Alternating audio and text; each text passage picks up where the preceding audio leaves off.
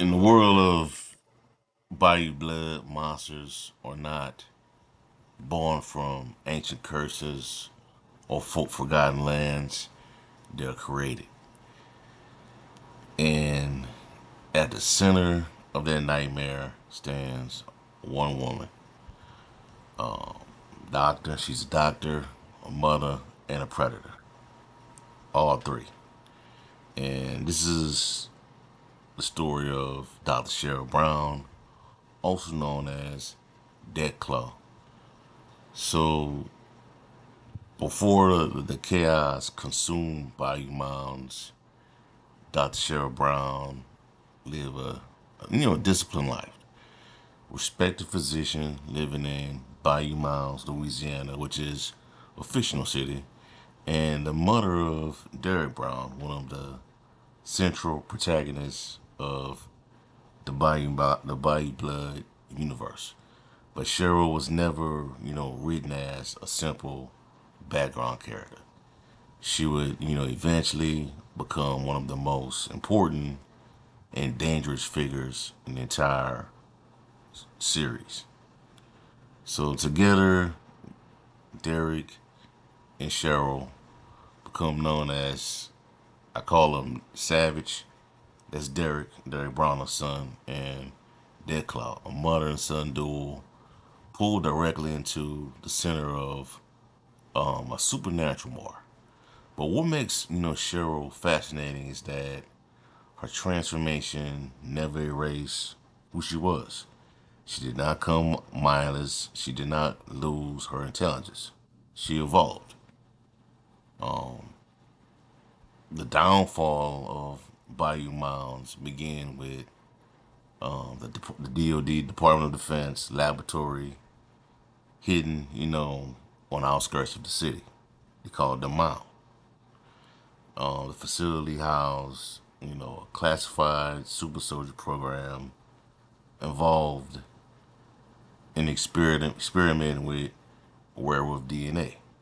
The lab was intentionally destroyed by Dr. Bill Carroll, a government scientist, attempting to stop the program from, deploying this super soldier serum that would turn soldiers into werewolves. But the destruction became too late. The explosion released an airborne particles carrying the dead claw virus strain, the dead claw strain, into the surrounding population. And Dr. Sheryl Brown, became one of the first civilians infected. At first, the changes were subtle: enhanced senses, increased aggression, emotional detachment, growing predatory instinct that slowly began overpowering the discipline, her discipline as a doctor that she once was. Then she started isolating herself, withdrew from the coworkers and personal relationships, and beneath the surface, she was changing. And first transformation was is in the book. Check it out on Patreon, Royal Road, Substack. You can check it out in the book, in the web serial, Bayou Blood, The Awakening, the first story in the book, in the series. Transformation occurred at Mike Allen State Park, which is in Mississippi, outside of Jackson. It's a fictional park, by the way. And that moment changed everything. Massive werewolf silhouette emerging. Unlike, and I'm gonna show y'all the image real quick. That's Dr. Brown as a full blown werewolf. That's some concept art that I got done like around December. Unlike many infected werewolves, Cheryl retained unusual control during her transformation. She stayed coherent, stayed aware. She adapted faster than almost anyone else exposed to the virus. That early compatibility made her different, dangerously different.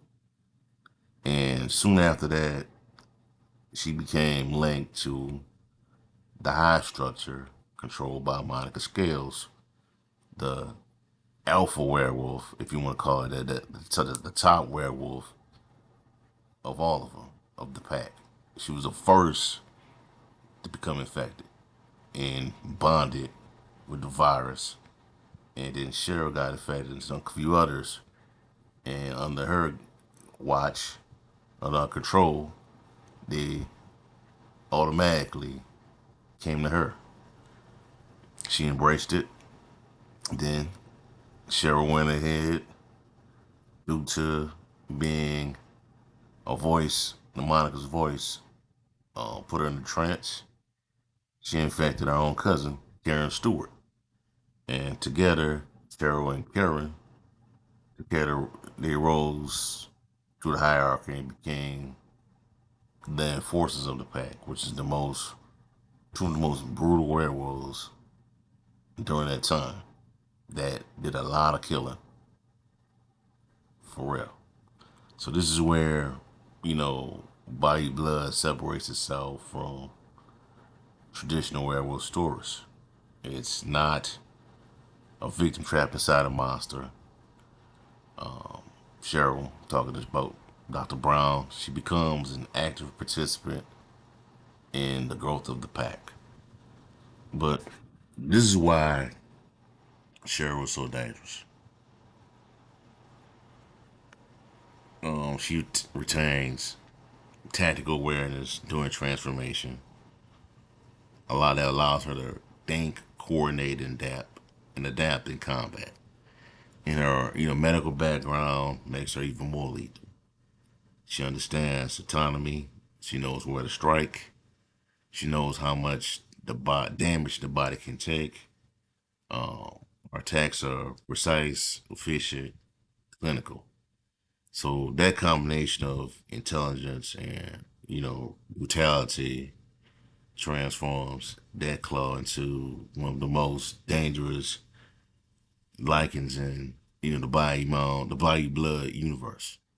But the relationship with Derek Brown, at the emotional core of the series, Derek, he's a were-lion, not a werewolf. And the way I've set it up is that he's a hybrid creature. But Derek undergoes his own transformation, eventually becoming, savage, like I said.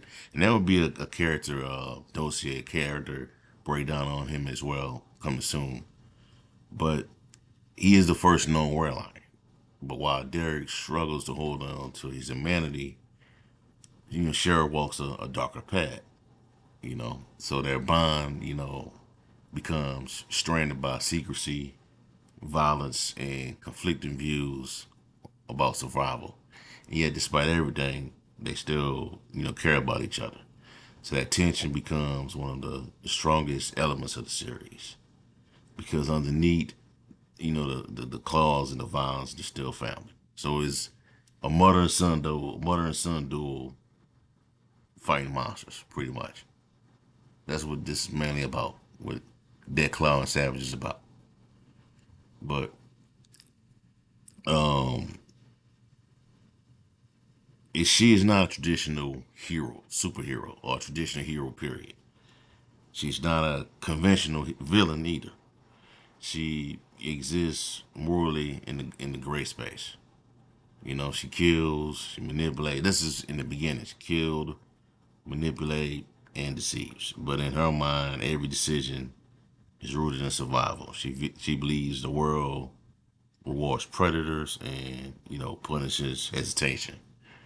But that slowly reshapes her into something terrifying, but also strangely human. Derek in danger, Cheryl protects him. At her core, that's if she's driven by. She's a mother, not conquest, but she's willing to become a monster if it means surviving long enough to protect the people she loves. And that's what makes Sheryl Brown slash Dead Claw compelling. In regards to powers.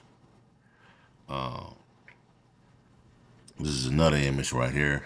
This is the image, the concept image, concept art without the coloring before they put it in. Sometimes most of the time I think that this image is better than the one that's actually colored. But in regards to powers, stands at 8 feet. When she transforms, stands at 8 feet with a hyper, muscular frame, 600 pounds of muscle. Can lunge grown adults across the room, character structures. Her claws can pierce through armed military base armor. Bite forces as around, I would say, 1,800 and 2,500 psi. So just a straight up killer. Can run on all fours if she needs to. Can reach speeds between 35 and 45 miles per hour in short bursts. Can move on two legs. Can drop to all fours, like I said, and during the pursuit. Healing factor, allows her to survive injuries that would instantly kill a normal human. Shotgun blast, gunfire, severe trauma. She could she can withstand all of that. And she's also has this age factor where showing old age is just doesn't even exist. Kind of similar to what you see with Wolverine, his powers, where he's like over like 90 years old if I'm not mistaken. I don't know, but he's very old. He's been around a long time, and you know, pretty much can't die unless you get shot. She gets shot in the heart with a silver round. All right, but Sheryl Brown represents one of the central themes of Bayou Blood. Survival, not heroism, not destiny, but survival. And she is what happens when someone adapts to the monstrosity instead of surrendering to it.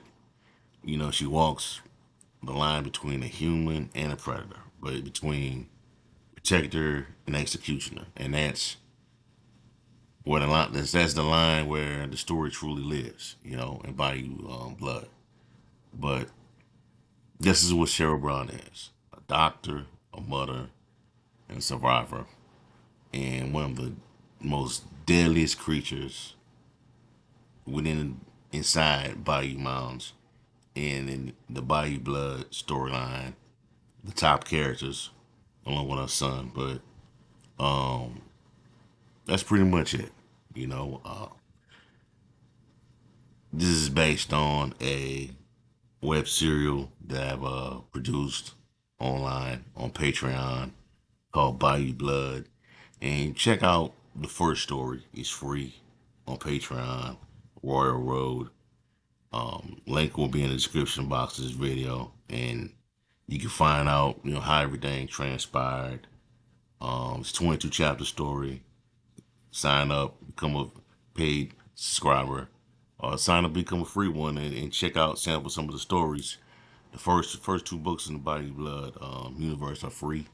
Check those out, and maybe you become invested long term because we have a lot more stories coming up.